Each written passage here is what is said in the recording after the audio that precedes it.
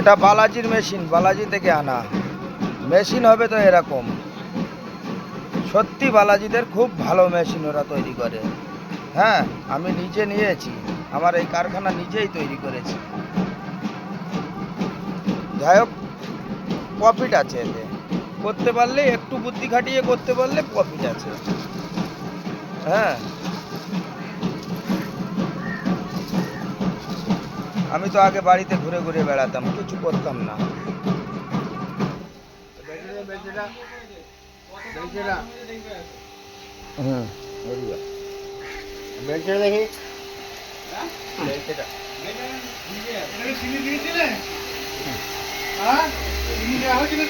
মাল এই মাল জমেছে, মাল 500 গ্রাম মালও ট্যাঙ্কিতে থাকে না।